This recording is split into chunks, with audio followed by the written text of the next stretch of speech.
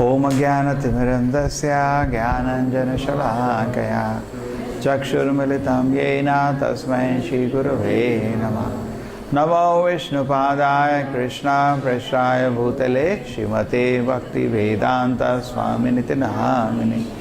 Namaste Saraswate Deve Gauravani Pracharine Nirvisheshaya Shunyavadi Pashad Deshatarine. Jai Shri Krishna Chaitanya Prabhu Nityananda Shri Advaita Gadadhara Shivasati Gaura Bhakta Vrinda. Hare Krishna Krishna Krishna Hare Hare Hare Hare.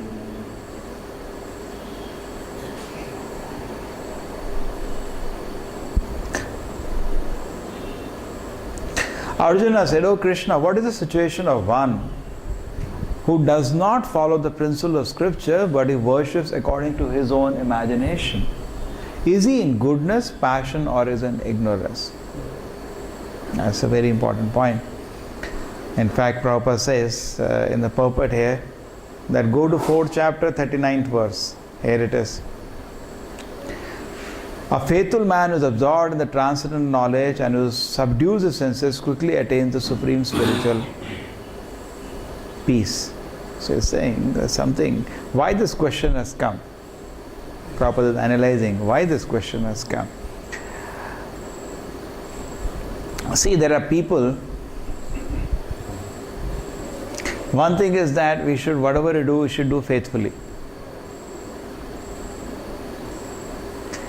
And in the previous chapter, Krishna ended the chapter by saying, if we do not do things according to Shastra Vidhi, ye Shastra Vidhim usrajya yartate vartate kamakarinaha nata siddhim apnoti na shantim na paramgati. If you follow something even faithfully, but it is not given in the Shastra, it is waste. Krishna said that in the previous, because nowadays this religion people have created, nonsense religion. Do whatever you want. It's not fair, no? It's a science. Correct? Do we say like that? We are giving anesthesia. Now if you give little overdose, patient will die. It is so careful actually. So many deaths occur. Little overdose of anesthesia, patient will die. It's not that give whatever anesthesia. It's a science. You can't make a joke out of it. Correct? Similarly, spiritualism is also a science. And it has to be very systematically taught in the society today. What has happened in the society today, unfortunately, is whole thing has broken down. And on top of it, people do whatever they want. And they think that is as good as, there is no standard knowledge. Whatever I feel, I can take. You know. And still worse, what people do is that they take something from this, something from this. There was one person I met, I said, we have given you the Bhagavad Gita as it is. This is actually a great gift by Prabhupada to the society. Very great gift. And Prabhupada said, he said, Prabhupada said this is pure gold. Because I have not added anything on my own. This is what Krishna wanted to say. How do I know that? This is what has come down in the Guru Parampara. And not only something is authorized, just like suppose you are a doctor. You make a medicine. Correct? A lot of doctors say.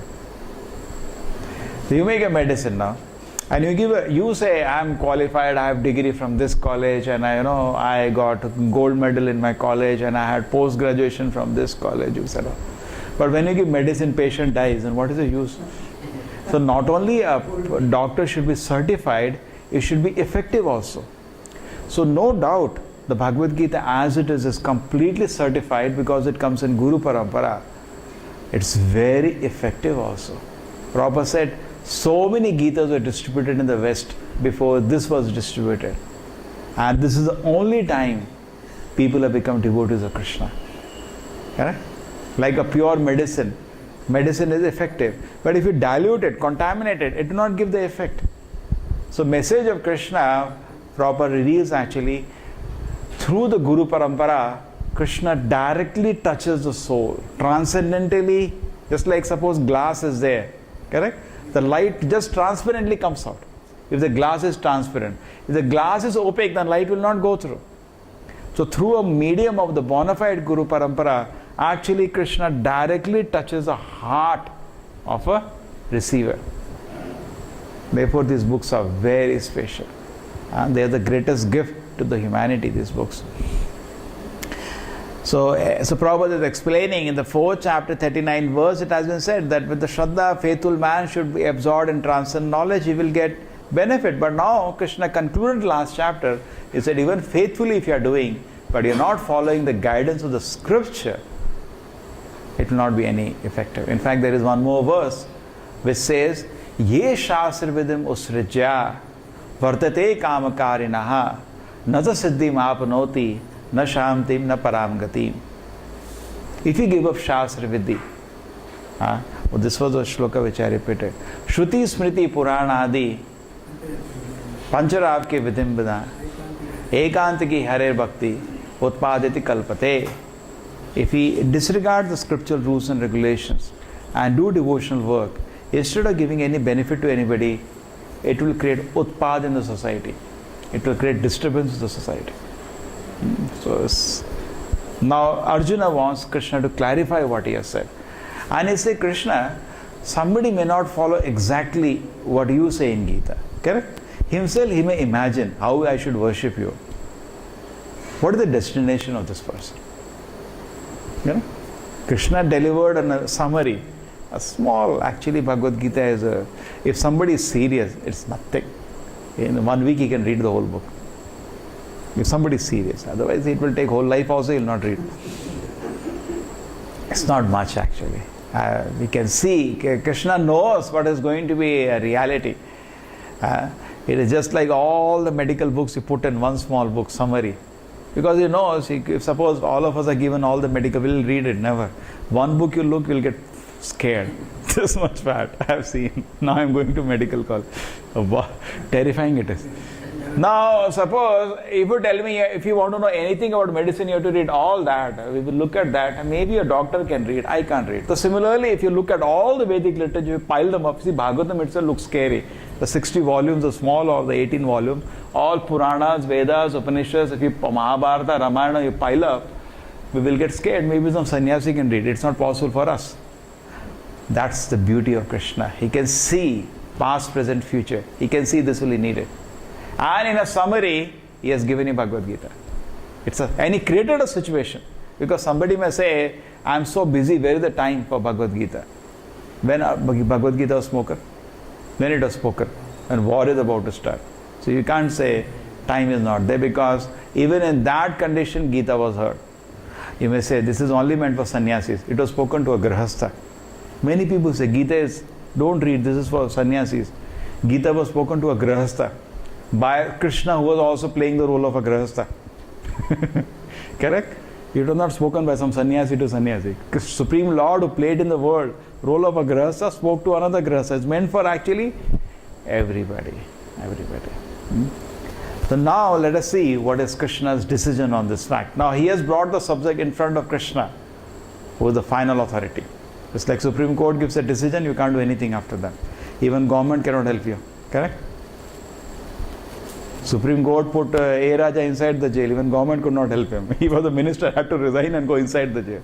So Krishna is the final authority. If he gives a decision, that's final. So he has brought forward to Krishna. Krishna, some people are there, very faithfully they do things.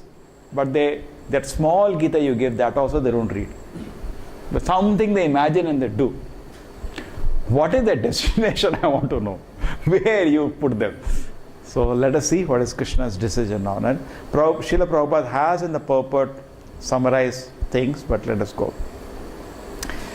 If one with faith follows some rules which are not mentioned in the scriptural instructions, what is his position? That is the question now coming here. The Supreme Lord said, according to the modes of nature acquired by the embodied soul, one's faith can be three kinds: goodness, passion, and ignorance. Now hear about this. Now many times we feel, I believe like this. In my opinion it is like this. Correct? Many of us say that. Actually what we are not aware is that I am not independent. If I am cultivating Sattva Guna, I have one kind of opinion. If I am cultivating Rajoguna, I have one kind of faith and one kind of opinion. If I am cultivating Tamoguna, then I have one kind of faith and one kind of opinion. I am not independent in making my opinion. It's just like a colored glass. When the three modes touch us, our behavior changes and our outlook also changes. Correct? Just like suppose, somebody is a drunkard and all the time sleeping. If you hear him, he will be speaking in tamasic mood, jalado sab kuch, maar sab kuch. Because his mind is affected in that way. We can know by the three modes actually change completely the personality of a people. So Krishna is saying something here that based on the modes of nature, faith is there. He said, no, people, something they do without following you. That is transcendental. Following Krishna is transcendental. It is beyond sattva, rajas, tamas. Okay, so now let us see what Prabhupada says in the purport. I will just expand what Srila Prabhupada says. Something is very interesting line here now. Those who know the rules and regulations of the scripture, all of us know. But Prabhupada said something very careful here. But out of laziness or indolence, they give up following these rules and regulations. They are governed by the modes of material nature. So we are not beyond that now. We are also trapped. We know rules and regulations. We know, but why we don't follow? Out of laziness, or indolence. Correct? You don't get up in the morning out of laziness. Such a nice weather.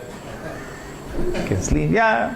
Then what happens is that you come under you are outside the protection of Krishna. You come under the control of the three modes. So the moment you follow Krishna, you are under his protection. You are above the three modes. You are transcendental completely. You are in Vaikuntha, even on this world. But the moment of laziness, you don't take shelter of Krishna's instruction, then we come to a condition of three modes. Okay? So very nice. And one has to consider things carefully with intelligence in association with the bona fide spiritual master. We have to understand, just like, a healthy life and activity, that's what we are interested in. A devotee is interested in spiritual activities. Why we have to talk about Sattva-guna, Rajaguna, Tamoguna? Because all the three are material. There is nothing spiritual about them. Why Krishna is talking so much and why we have to hear? What we have to do with Sattva, Rajas, Tamas? We have to do with Vaikuntha. Why we are hearing? Because we have temperature now. Just like it's a 98.4 normal temperature, Sattva-guna, and 100 degree Rajaguna, and 105 Tamoguna. So we have to know what is temperature, because we are not transcendental now, sir. We are within the temperature only. Correct? So we have to know about, so that we know where we are situated and how we can.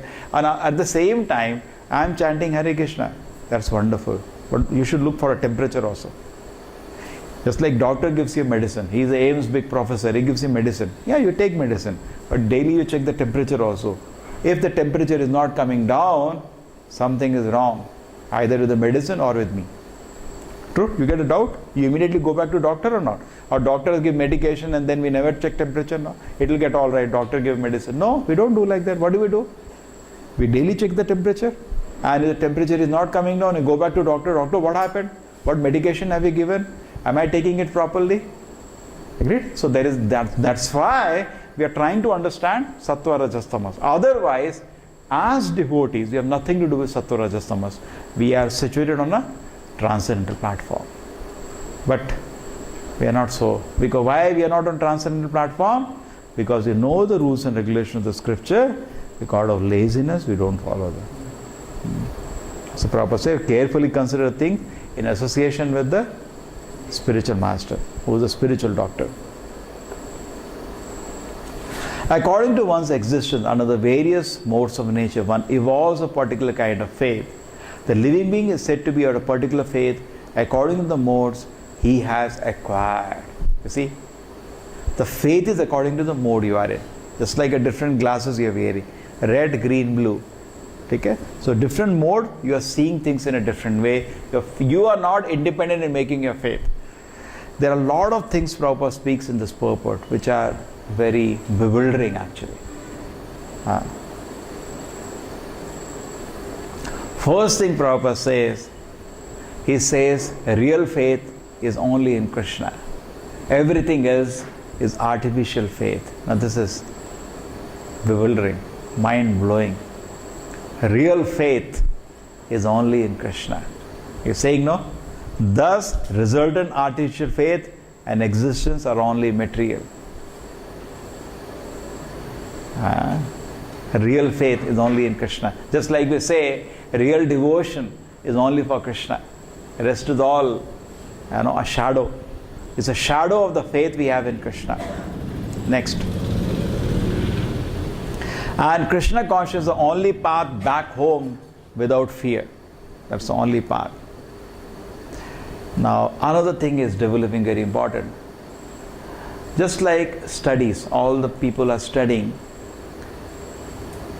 Your download speed in studying, your bandwidth of studying, your speed of studying depends on how much Sattva-guna you have.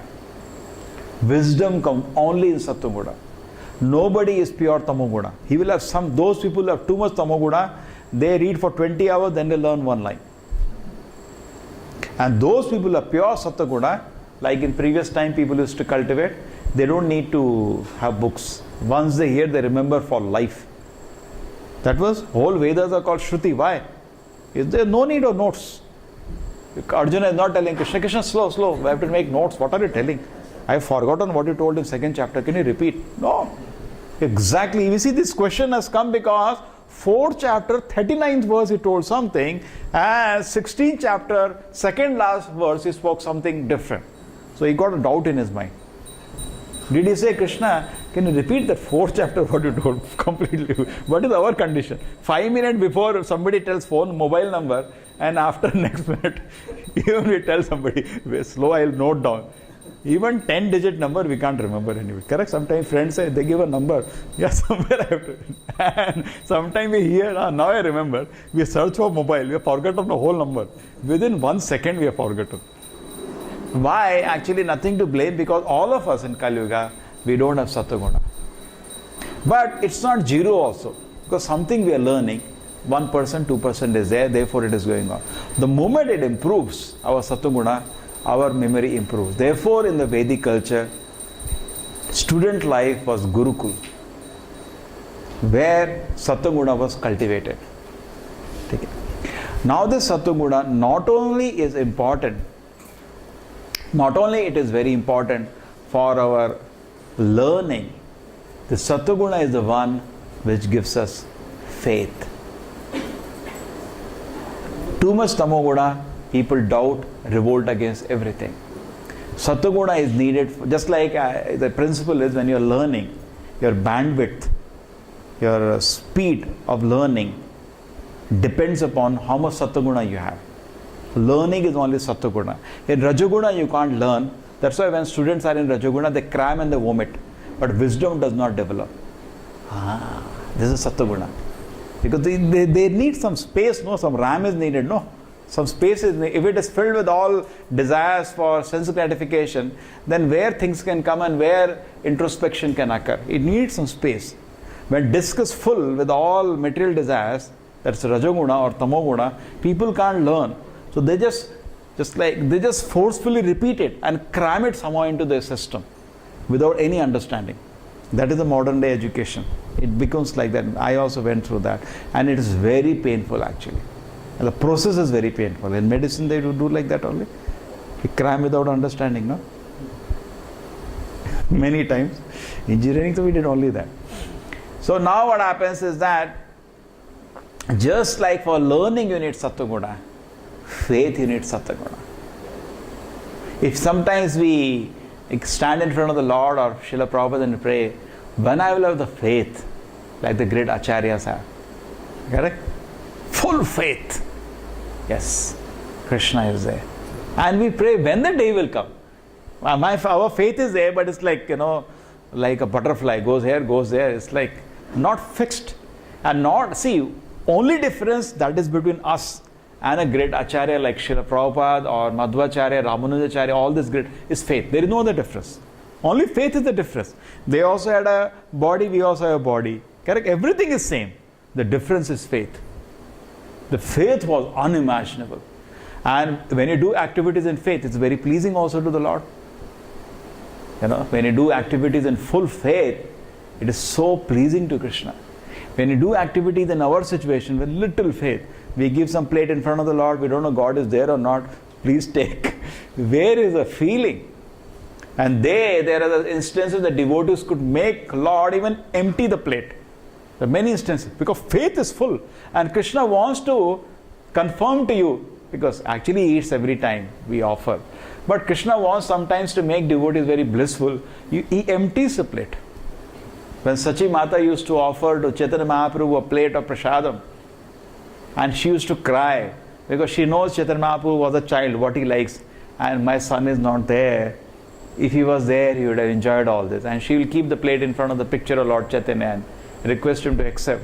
Chaitanya Mahaprabhu used to come mystically and eat the whole thing. But she, out of, look, what happened? Can't believe. She thinks maybe I didn't cook only. She'll go again cook. And similarly, there was Raghav Pandita, who used to make for Lord Chaitanya wonderful cooking. And Chaitanya Mahaprabhu used to empty the plate. And he used to be ecstatic, knowing what has happened. So it is possible. So we are praying, all of us, in our spiritual life, we are trying to adore. Pray, Krishna, give me full faith, so I can also be like these great devotees, like Prabhupada is on the ship offering beautiful prayers in full faith. Full faith. Correct? For that, you require Sattva-guna. You can't have faith in Rajoguna. Just like you may say, if I can read one page and I can remember fully, you can do that. You need full Sattva-guna, pure Sattva-guna. You read, you'll remember whole page. Every word you'll remember. You hear one class of Prabhupada, you can verbatim repeat the whole class. You need pure Sattva-guna for that. Otherwise, it's not possible. Okay? Possible. Shruti, Acharya is what? Suta Goswami heard from Shukadeva Goswami, whole class. And then he went to some other place, Naimisharanya. They said, you heard from Shuka? Yeah, I heard from. Can you repeat? Ready? Repeated the whole class, 18,000 verses. 18,000 verses. For us, you tell, we can't. So, we can hear. Now, what I am speaking, okay. Whatever I speak is nonsense, but if we can attract you to hear Prabhupada's book, that is the benefit. That's all. We are almost useless. So, we can understand. So, that requires Sattva-guna, if you want that kind of a faith. Sattva-guna is a gateway to Krishna consciousness. Gateway. If you want to burn a wood, it should be dry. Sattva-guna is like a dry wood. Tamo-guna is like a wet wood. If you put a wet wood in fire, one day the wood will become dry, it will burn. Correct? So just because I am in Tamo-guna, my temperature is 105, does not matter. You practice Krishna consciousness. Wood will become dry one day and it will burn. But if you can cultivate Sattva-guna, it will be, process will be faster. So in this chapter, Prabhupada talks about everything. A lot of things are there, beautiful thing. So Sattva faith always comes of the work of, faith comes always out of the works of goodness. We should cultivate goodness. Then we'll develop faith. Yes, my Lord is here. If you have Tamoguna, Rajoguna, it will be difficult. Faith is, now Prabhupada is saying something even more. Faith is subject to the contamination by any of the modes of material nature. Faith becomes contaminated. Now let me keep the watch with me so I know where I am going. Faith is subject to contamination by any of the modes of material nature. The contaminated modes of material nature expand in the heart. It expands in the heart. The modes of material nature, where do they affect? Not in legs and in the heart. Maya affects where? The heart. Correct? Whole harassment starts in the heart. Therefore, according to the position of the heart in contact with the particular mode of material nature, one's faith is established. Thus we find different types of faith in this world and the different type of religions to the different types of faith. Even in the Vedic culture, you see so many practices are there. There is worship of Bhutas, there is worship of Devis, there is worship of so many. There are Puranas are 18, Sattvic, Rasic, Tamasic Puranas. Not the Puranas are Sattvic, Rasic, Tamasic. Puranas are transcendental. But for people who are Tamasic, people are Rasic, people who are Sattvic. Different instructions are there. Now we are sitting here and we are worshipping the Lord with ghee, with doing Harinama. And there you can see so many temples, they are holding bakari like this, or a goat, or a chicken, and slaughtering in front of the deity, correct? That is also worship. That is also Vedic. It's not that it's not Vedic. That is also Vedic. But that is under Tamo Guna. This is under Sattva Guna. And a Sattvic man you put there, he will revolt. What is all this? He will come out. And you put a Tamasic man and he will also run away. What is this? Simply sitting. They can't sit for 1 minute also. You have seen some people? I have tried so many times. I have seen. They come to temple. They can't sit for 1 minute. Mind is like, they can't sit. Anyway. The real principle of religious faith is situated in the mode of pure goodness. Prabhupada said, pure goodness. Sattam Vishuddham Vasudeva Shabditam. Bhagavatam says, Krishna you want? You should be in Shuddha Sattva. What is Shuddha Sattva? Ordinary Sattva gets easily contaminated by Rajas and Tamas. Just like when you come out of bath, you are so fresh. Or sometimes after Harinam, you are so fresh. Within 2 minutes, Rajas and Tamas starts off. That is our Sattva. Easily gets contaminated. You have to come to a platform of Sattva which is not even touched by Rajas and Tamas. That is called Shuddha Sattva.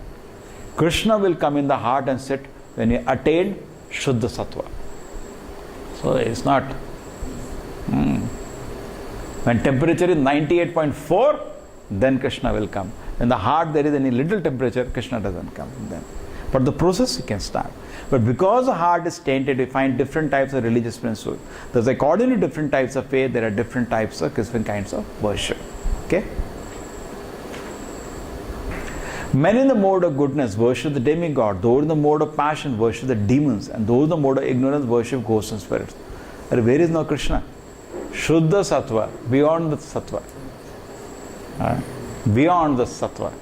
So, oh, Krishna worship is not there only. That is, Krishna will, they explain later, that has come above the mode of goodness. Take it. Prabhupada has spoken some examples there.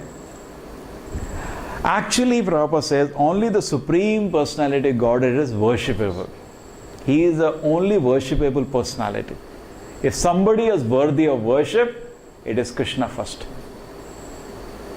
Okay? That we have to understand. We recall, now Prabhupada is giving example of Tamasic worship. Rasic worship.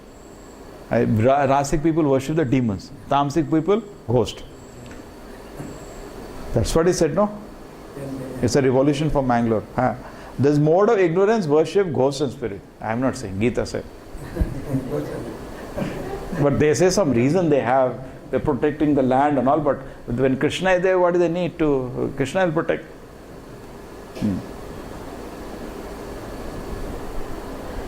We recall that during the Second World War, a man in Calcutta worshipped Hitler because thanks to the war, he amassed large amount of wealth. Because wartime, whole thing becomes crisis. Similarly, those in the mode of passion and ignorance generally select a powerful man to be God. They worship him like God. Where some politician said, I am ready to broom the house of India's first lady. He said, he is a big cabinet minister. He said, I am ready to broom her house. He said, I don't want to name him now, both of them, the Gita class. He said, so they are ready to worship. You make him cabinet minister, he'll broom the house. He's ready. So that's because he's in a mode of passion, and many people do that. Many people do that. Those in the mode of ignorance and darkness worship dead spirits, and it's quite common in the Prabhupada says in villages, if they come to know some tree, ghost is there, they go around in the night and they offer some chicken there and they offer there. And generally their desires are also like that only.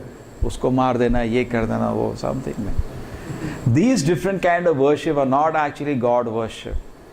Prabhupada is saying, God worship the people who are transcendently situated in pure goodness. They are entitled to worship the Lord. In Srimad Bhagavatam it says, Sattvam Vishuddham Vasudeva Sabdatam. When a person is situated in pure goodness, he worships Vasudeva. The purport is that those who are completely purified in the metal modes of nature, who are transcendently situated, can worship the Supreme Personality of God. Actually, we are not in that condition. Therefore, we have to surrender to an Acharya and follow him. If you say, I feel, actually at this moment you will feel like worshipping ghost or a devata. If I go by my feeling, or we will also broom some house of somebody, some rich man. If you go by our what I want, that's called surrender. Even though, Prabhupada gives a very nice example. You are driving a cycle. You have seen cycle people put their hand on a car. So then they also travel with the speed of the car. That is the benefit of taking shelter of an Acharya. Acharya is then Shuddha Sattva. He is declaring worship to the Supreme Lord. He said only Krishna is worshipable. Actually, none of us can perceive Krishna, and our tendency is not to worship the Supreme Lord now, at this instance. But because somehow in good faith we take shelter of a great Acharya, we are saved. We are saved. Otherwise, we will worship ghost only. And we will have some, ghost-like desires also. Please do this, finish this, protect this. The impersonalists are supposed to be situated in the mode of goodness, and they worship the 5 kind of demigod. Now, Prabhupada is giving due credit to them. Impersonalists, even though we pull their leg many times, Dvaita, not one. They say Advaita. But Prabhupada is saying due respect is given to them. Not about now, most of the spiritual organizations, they say we are Advaita, but actually they are not Advaita. They don't follow anything. They don't never even tell one strictness to their disciple. Strict impersonalists are very strict, even more than us. Very, very strict. So Prabhupada is saying, yes, they are in mode of goodness, and therefore they do Panchopasana what Shankaracharya said. So he has given them place here in mode of goodness. Just like Chaitanya Mahaprabhu went to meet in Varanasi, when Prakashana the Saraswati, he was in mode of goodness. When Chaitanya Mahaprabhu was sitting outside, he ran. He said, what has caused you so much pain? Please come. That's the behavior of man in goodness.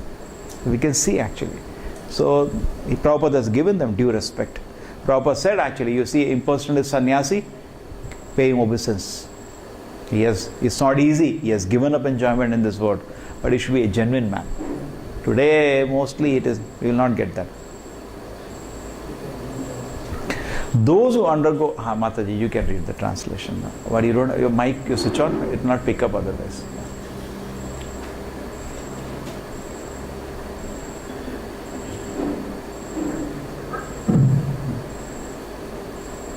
Those who undergo severe austerities and penances not recommended in the scriptures, performing them out of pride, egotism, lust and attachment, who are impelled by passion and who torture their bodily organs as well as the super soul dwelling within, are to be known as demons.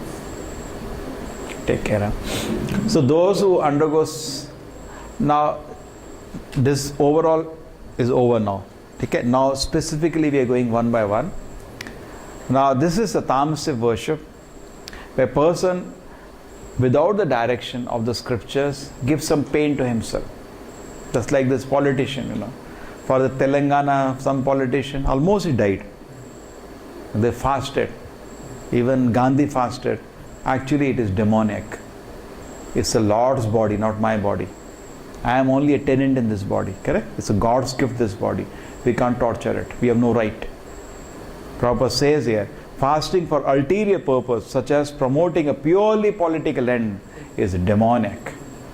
The scripture recommends fasting for only spiritual advancement. If you can fast for Ekadashi. Just like yesterday we fasted. Or Janmashtami. You fast for that. That's very nice. That will give you spiritual advancement. But we should not do whimsical fasting. Nowadays, something is not there, bhukartal. Students also do. Sometimes. I remember we also did sometimes. Bhukartal. They will put a tent and 20 people sit down, bhukartal. Nowadays very common. We should not do that. It is actually demoniac. It's for people, but we eat everything. Yeah, that is true. We come to know all the bhukartal, they have nice glucose backside. Night, mid of night they have feast. By such activity, not only are the combination of metal element, but they weigh the people also. And 10 kilo they reduce in weight. Something they do. By such activity, not only are the combination of metal, because people weigh every day to check whether is fasting or not. Because who can keep a 24-hour watch? And they see weight is reducing, then they say, yeah, he's fasting. By such activity, not only are the combination of metal element or the body is constructed disturbed, but also the Supreme Personality of Godhead residing in the body. Lord is sitting in the heart. There are two people in this body. He is the real owner of the body. You are only a tenant. That's why when Krishna says, get out, you have to leave this body. Because it's not your body. It is his body. We have been given for you utility to use for. We didn't construct this body. Did it design? And if somebody designs, you can't pay for it. Now scientists are saying we will design, they're not able to do it. But in case of design, the cost will be you can't pay. Recently they made, no? And that also they have to make beef. Can't do anything else. They took some cells of beef and they did tissue culture in a viral solution. And it came for 300 million or something like that. Some crore rupees, that little. So that small piece of beef they created, that also they have to make beef. That was worth few crores. The whole body if they construct, they're going to, you can't pay that money. And Krishna gives you free. As a tenant. Free tenant you are. No rent to be paid. But we should be aware of that. So we can't make this house into difficulty. Fasting means you're giving pain to the body, which is disturbing to the Lord also. Being the Supreme Father, Krishna doesn't like. It is just like, suppose you are a father and a child is doing this foolish kind of austerity, not eating. Father will get angry. What the nonsense you are doing?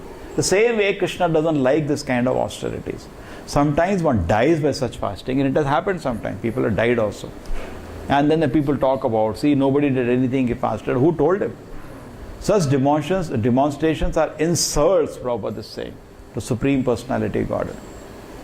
This is against his order. One should always remember the ultimate end of demonic people as described in the previous chapter. Prabhupada said, don't forget, divine and demonic chapter, Krishna said, demonic people are thrown into hell. So after that fasting, they're not going anywhere. They're going to hell. So that is also clarified. Even food of which one partake is of three kinds, according to the three modes of mental nature. The same is true for sacrifice of austerity and charity. Now Krishna is going to elaborate. Tell you the distinctions. Yeah, Mataji. Foods in the mode of goodness increase the duration of life, purify one's existence, and give strength, health, happiness, and satisfaction. Such nourishing foods are sweet, juicy, fattening, and palatable. Foods that are too bitter, too sour, salty, pungent, dry and hot are like the people in the modes of passion. Such foods cause pain, distress and disease. Food cooked more than 3 hours before being eaten, which is tasteless, stale, putrid, decomposed and unclean, is food like to the people in the mode of ignorance. So foods are of various kinds. Now there are many, most of the spiritual organizations will not tell you.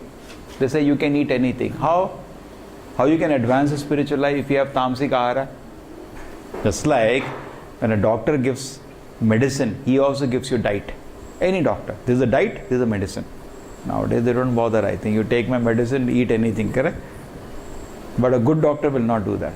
You have some pain in the throat and tonsils are swollen like this, and they give you a heavy dose of antibiotic, eat anything. You take my medicine, eat anything. But a good doctor will not tell that. He'll say, no, don't take ice cream now, at least for some time.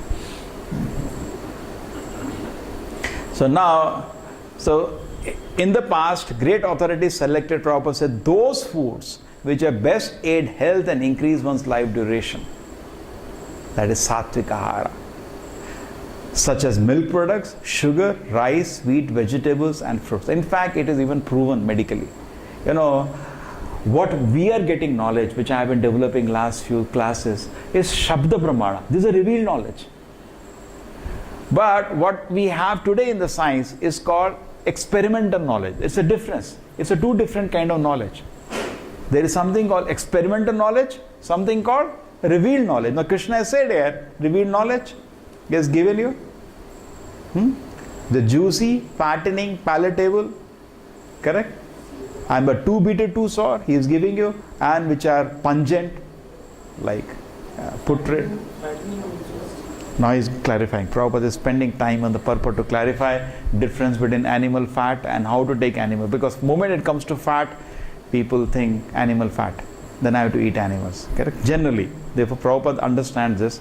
He had a medical shop. Prabhupada himself had a medical shop. He knows. So he is going to come to that. In past, great authorities selected those foods. So the Prabhupada has now elaborated like milk products, sugar, rice, wheat, fruits and vegetables. In fact, Krishna says in Bhagavad Gita, you can offer me only those food. Patram pusham phalam toyam. So he also selects only what he himself says the best. Yes. Animal fat, Prabhupada says, somebody for animal fat, we say we may kill an animal. Prabhupada says, no, you can take in the form of milk, which is most wonderful of all the foods. So everybody should drink milk every day. At least half liter. That is 2 glasses. Very important actually, we should drink. People don't drink milk nowadays. And they get, I don't know why, they get allergy to milk. They get allergy to milk. They don't like milk only. No milk only. Milk is itself no. And I remember people used to tell, if you don't kill cows, whole world will be full of cows. Milk is 40 rupees a liter, full of cows. There is no milk only. It's funny ideas they have. I don't know who feeds them all these ideas.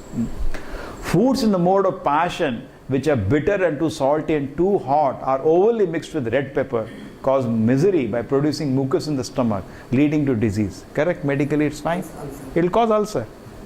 And you see all this redawala, pedawala, they have all the food too spicy. They make it like that. A lot of chili and spice. When you eat, many people do that to make it attractive. No, it's not good. Any food, now Prabhupada is coming to Rasic food was over, too much chili and too much spice.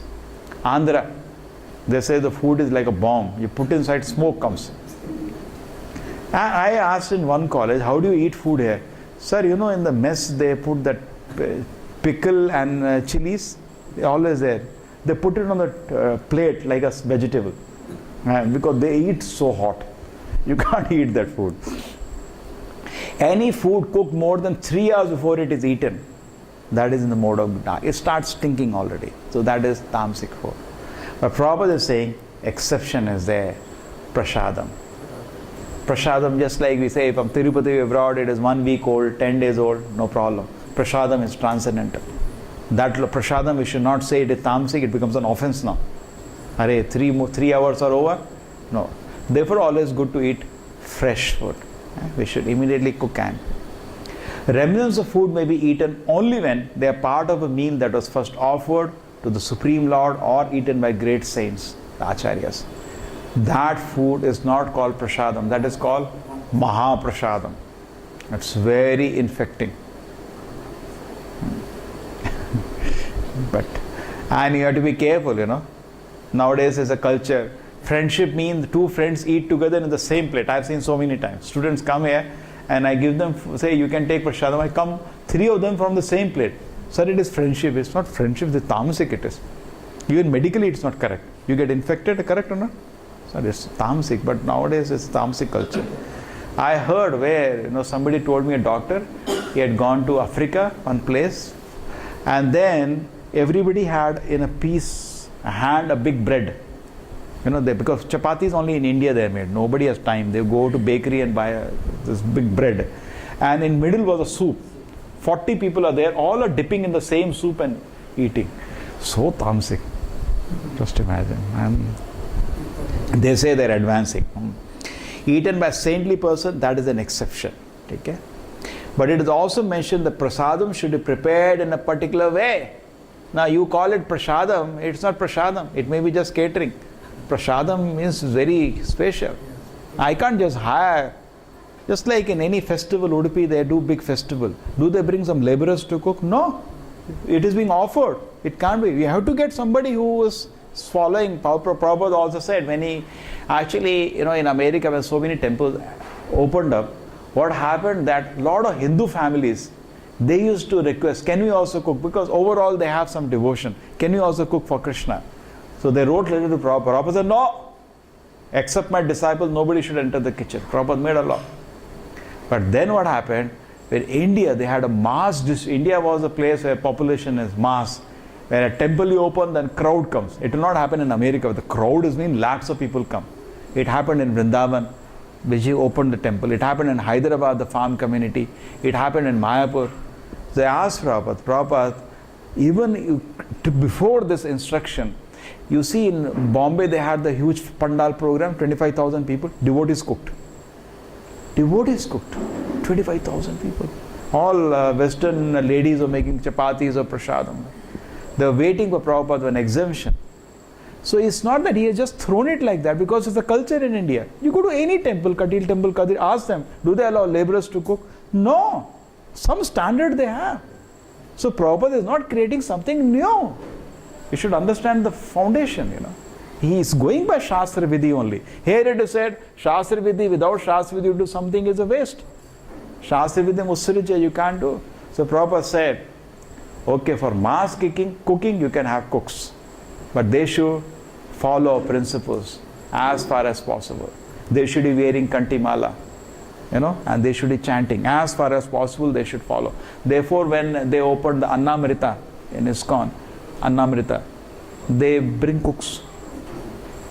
They pay them big salary, but they have, there are a lot of poor people in Bangladesh who migrate to India, and because that place chanting of Harinama is because of Chaitanya Mahaprabhu's time, it is there.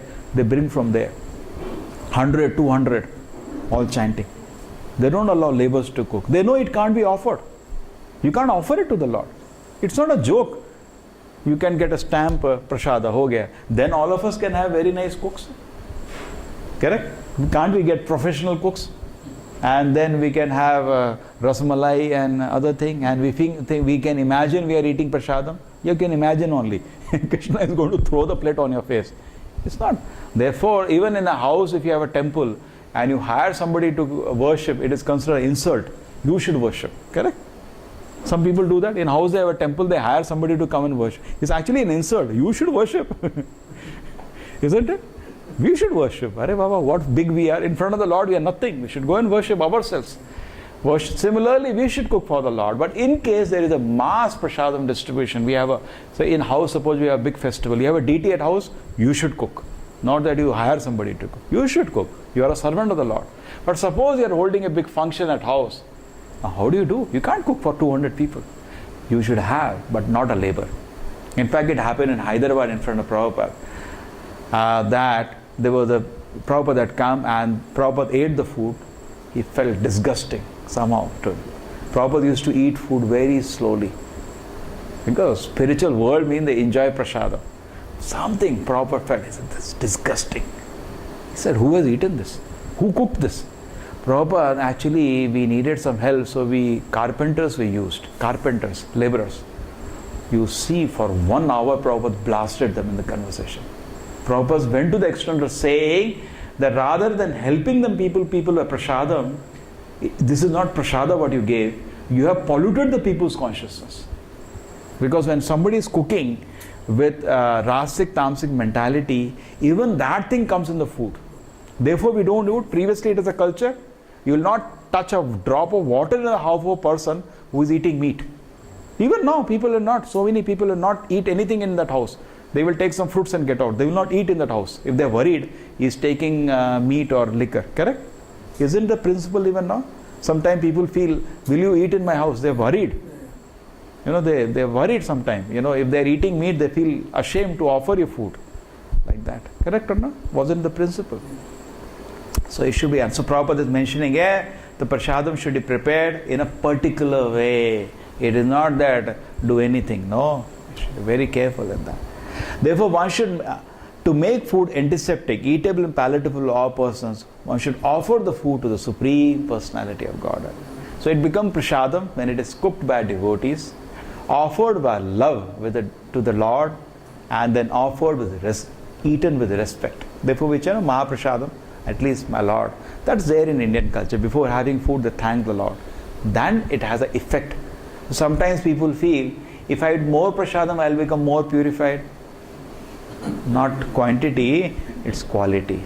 Yeah. Pray, my Lord, you can eat 1 grain with the respect. Thanks, my Lord, for the mercy. Immediately impact.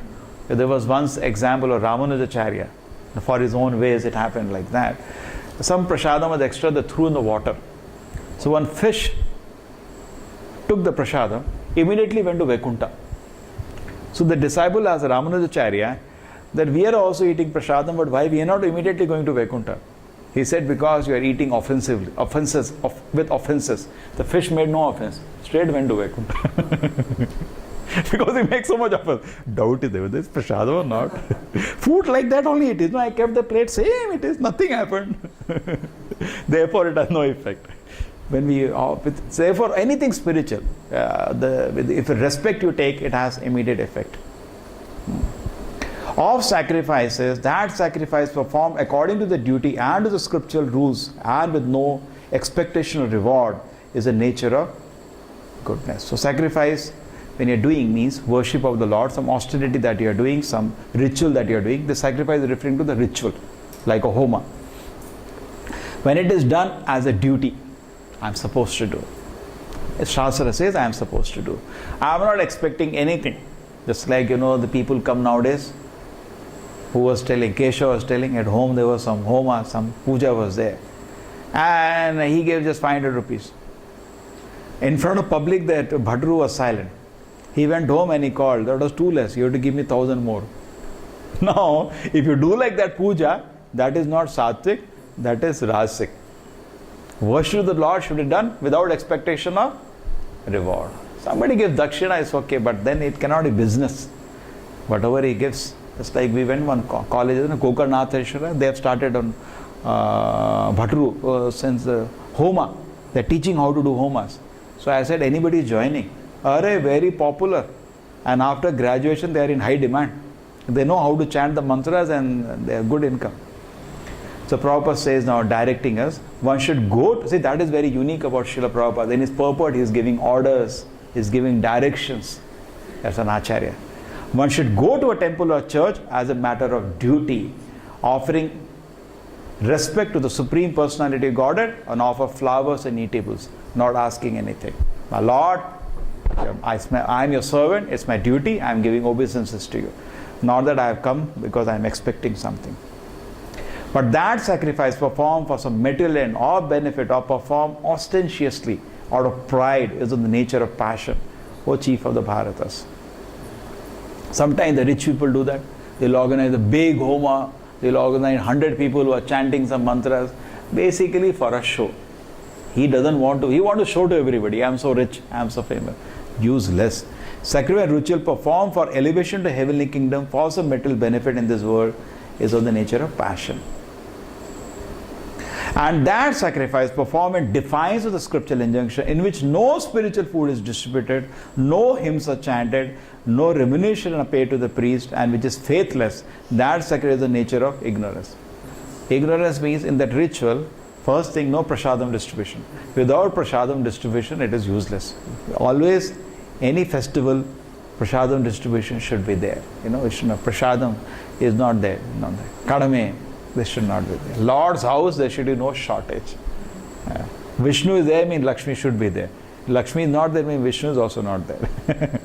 I'm not saying directly relation like that, but kadame should not be there. Prasadam should always be available. A situation depends. Like when Srila Prabhupada landed in America, there was no money at that time. Just movement started. And he is giving his class. And after class, Prabhupada used to take 2 apples, cut them, offer to the Lord and distribute.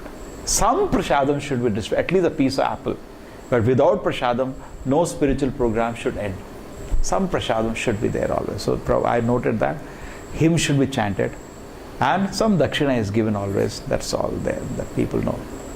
But not, priest should not demand. Then it is over. Then it becomes panda. Pandas mean they demand. They take advantage of this shloka, I think. Remuneration paid to the priest. They will have the shloka ready with them. See? Austerity of the body consists in this. Worship of the Supreme Lord, the brahmanas, the spiritual master, the superiors like father and mother, cleanliness, simplicity, celibacy, nonviolence are also austerities of the body.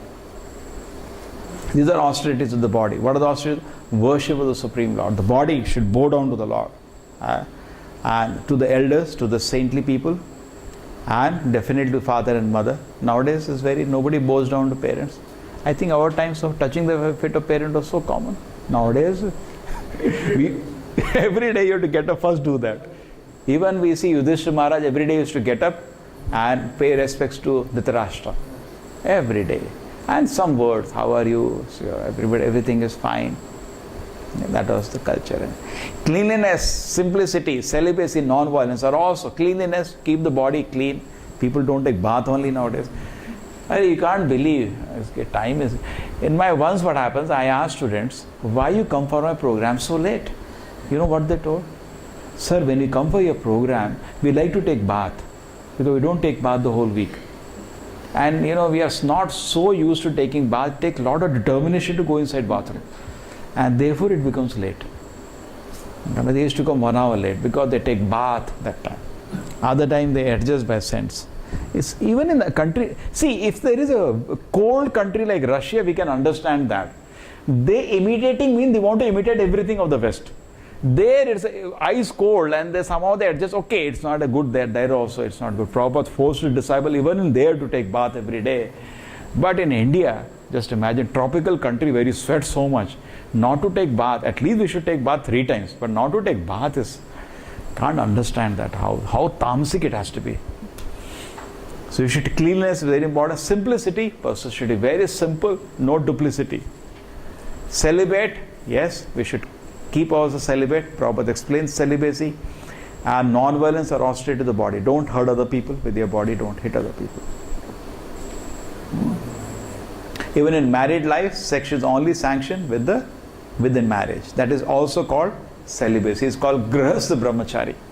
He's also called brahmachari, grihastha brahmachari. Austerity of speech consists in speaking truthfully and beneficially and avoiding speech that offends. One should also recite the Vedas. These instructions are so practical. Body, food, so like down to earth, which we can, other things go bouncer. This looks like speaking truthfully and beneficially and avoiding speech that offends. One should also recite the Vedas regularly. That is austerity of speech. You should chant some shlokas every day. At least chant Hare Krishna mantra every day. That is austerity of speech. So much nonsense we see, kappa, kappa, kappa. Why not chant Hare Krishna for some time? Krishna's name for some time. Prabhupada says something very, very interesting here. He says, when we are preaching, Prabhupada says, we should be careful that, if you go and tell somebody that, you all do think these are all demonic, this is tamasic and all, the people get hurt. So Prabhupada says, as teacher, we should be careful. A teacher should not speak to others who are not his students. So unless somebody is submissive, we should not speak. Don't throw diamonds on the street. They're all valuable instruction. We should hold ourselves. It's unfortunate for the person when an acharya holds himself. Actually, sometimes people come glorifying themselves. You are very nice, fine, and we send away. Even you're silent. Because person is not submissive, why you want to throw diamonds? Be silent. So he may think he is successful, actually he is an idiot. He lost, he could not take benefit of the Acharya's presence. Sometimes it has happened, Srila Prabhupada, they used to come to meet and they are talking about themselves only. Prabhupada used to be silent. Oh, that's very nice. Actually, he is the most unfortunate person. He met a great Acharya, could not take a single one-line instruction, which could have saved his life. So, like that. So, but we should be careful when you are not talking to students, it will agitate their minds. People get angry and upset. So, if somebody is not submissive to you, don't give any guidance. Don't give. One should at once quote from the scripture, but among, Prabhupada said, talk among devotees. So first we have to make devotees and then we speak. We are double work, Prabhupada says. Because you can't speak if somebody is not a devotee. So first you have to make a devotee, then you have to speak. Like Srila Prabhupada did. First he made devotees all around the world and then he spoke to them. He was hardly speaking in the beginning, only kirtan. Because first let them become devotees. When they become devotees, say, this is nonsense. And they are listening because they are devotees, they are students.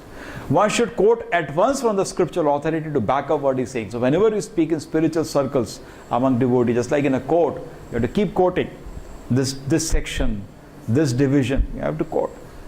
You have to quote from the scripture. At the same time, such talk should be very pleasurable to the ear. Yeah, should be spoken like that. And there is limitless talk of, so how to speak pleasurably? Prabhupada saying, there is a limitless talk of Vedic literature, please study it. then we can speak. That is called penance of speech. Serenity, simplicity, gravity, self-control and purity of thought are the austerities of the mind. Now Prabhupada is now giving beautiful advice on how we can bring the mind to this platform. Serene, simple, grave, self-control, pure. How? First thing Prabhupada is saying, detach it from sense gratification. Completely detach it. He continues. One should not deviate from Krishna consciousness, must always avoid sense gratification. Again, please avoid. And now this is a beautiful statement which can save anybody's life. Satisfaction of the mind can be obtained only by taking the mind away from the thoughts of sense enjoyment. Today, if you are disturbed, what do you do? Switch open TV, watch one channel, another channel. What Prabhupada says will do that. More we think of sense enjoyment, the more mind becomes dissatisfied. Actually, mind is a servant of Krishna, waiting to hear about Krishna. But you put more sense enjoyment, it's like putting more ghee on fire. It becomes more disturbed. Instead of calming him, the child will cry more. The best course is to divert the mind to the Vedic literatures. Therefore, at least for 1 hour every day, we should read Vedic literatures. What happens? You forget the whole world at that. There is no end to it. There is no end to Gramekatha. What is going to happen? You hear or not, world will not die. World will keep running. Correct? People say today, anywhere you go, they open politics only. Even when we enter, we went to invite some people. Even then he say, no, this will do. This person will do. At least now talk Krishna Katha. The best course is to divert the mind to the Vedic literature, which is full of satisfying stories. Instead of reading Harry Potter, read this. No. That is pure fantasy. This is not fantasy. As in the Puranas and the Mahabharatas. So actually we have to just change. We have a tendency to hear. The threefold austerity practiced by men whose aim is not to benefit themselves materially, but to please the Supreme Lord, is the nature of goodness. Now this austerity, when it done for the pleasure of the Lord, what explained here, is the nature of goodness. 17 shloka. 18. Those ostentatious performances, penance and austerity, which are performed in order to gain respect, honor and reverence, are said to be in the mode of passion. They are neither stable nor permanent. So when you do this austerity just for name and fame, useless. And those penance and austerity which are performed foolishly by means of obstinate self-torch or destroy, injure others, are in the mode of ignorance. You heard about that? Some people, they take thing and through mouth they put, and some fest, they cut themselves. I don't want to name who does it. Every religion it is there. They cut their body that day. It's all tamasic it is. It's not pleasing to the Lord. Which are foolishly by means of obstinate self-torture, destroy, injure others, is a mode of ignorance. Not recommended. Now Krishna is coming about charity. That gift which is given out of duty, I am supposed to do at a proper time and place to a worthy person and without expectation of return, is considered to be charity in the mode of goodness. That's very nice. But charity performed with expectation of some return, or with the desire for fruity result, or in a grudging mood, is said to be charity in the mode of passion. 22nd. And charity performed at an improper place and time and given to an unworthy person without respect and with a contempt, is charity in the mode of ignorance. Sometimes some person comes drunk. You see, sometimes they come outside, or drunk fellow is actually, and he says, can you give me 10 rupees? You give him, you also go to hell with him because he's going to drink. So best to give some prasadam that time. That is best. Give some prasadam. But now the last few verses. From the beginning of creation, the 3 syllables Om Tat Sat have been used to indicate the supreme truth, Brahman. They were uttered by Brahmanas while chanting Vedic hymns and during sacrifice for the satisfaction of Supreme. See, Om Tat Sat. The point is why Krishna has brought it out at the end is that whatever charity, we discussed 3 things here: charity, sacrifice, and austerity. All these 3 should be done for Om Tat Sat. It should go for the pleasure of the Supreme, otherwise it's waste. That's what he wants to say here in the few verses. So this hymn has a great significance. Bhagavad Gita recommends therefore that any work, this hymn means Om Tat Sat, any work should be done for Om Tat Sat, for the Supreme Personality of Godhead. When a performed penance, charity and sacrifice with these 3 words, he is acting in Krishna consciousness. When you are doing a charity, Om Tat Sat, it is for Krishna. Even sometimes writing after a book, Prabhupada concludes in the introduction something, Om Tat Sat, means I have offered this to Krishna. Like that. Krishna consciousness is a scientific execution of transcendental activities which enable one to return home back to Godhead. There is no loss of energy in acting in such a transcendental way. How beautiful it is. Little energy, whatever you invest in Krishna's pleasure, Om Tat Sat, if it is going for Krishna's pleasure, it is not a gram of that energy is wasted. We should be fully confident of that. Okay, I am going to chant one round of Hare Krishna mantra. Salvam apiyasya dharmasya trayate mahato bhayat. It will save you from the greatest of danger one day. You don't even know. Krishna will not forget that forever. So we should take note of that. That whatever energy, and that is what the Acharya does. Even little inclination Prabhupada could see somebody has to serve Krishna is to encourage it. It's very nice. Because even little what he does for Krishna's pleasure will save him one day from a great danger. Thus, the transcendentalists undertake sacrifice, charity, penance, beginning always with Om to attain the Supreme. All the Vedic mantras begin with Om. One should perform sacrifice, penance, and charity with the word Tat. The purpose of such transcendental activities is to get free from the mental entanglement. Tattvamasi. And then, last. The absolute truth is the objective of devotional service. And it is indicated as the word Sat. Finally, we want to attain the supreme absolute truth. These works of sacrifice, penance, and charity, true to the absolute nature, are performed to please the Supreme Person, O son of Pritha. But last shloka. But sacrifice, austin, charity is performed without faith in the Supreme. Without faith in the Supreme are non-permanent. Just like some people say, I will go to orphanage and give help. That is God for me. Yeah, you will get some result definitely. Punya you will get. You have done a good activity. It's not permanent. But if you serve Krishna, it is permanent. O son of Pritha, regardless of whatever rites are performed, they are always asat and useless both in this life and next. So anything which is not connected to Supreme Lord is asat, waste. So we do sacrifice, we do charity, we do austerity. Everything should be done for the pleasure of the Supreme Lord. Anything done without transcendental objective, whether it is sacrifice, charity, penance, is useless. Thus end the Bhaktan, the purport of the 7th chapter of the Srimad Bhagavatam, 17th chapter of Srimad Bhagavatam in the matter of divisions of faith. Srila Prabhupada ki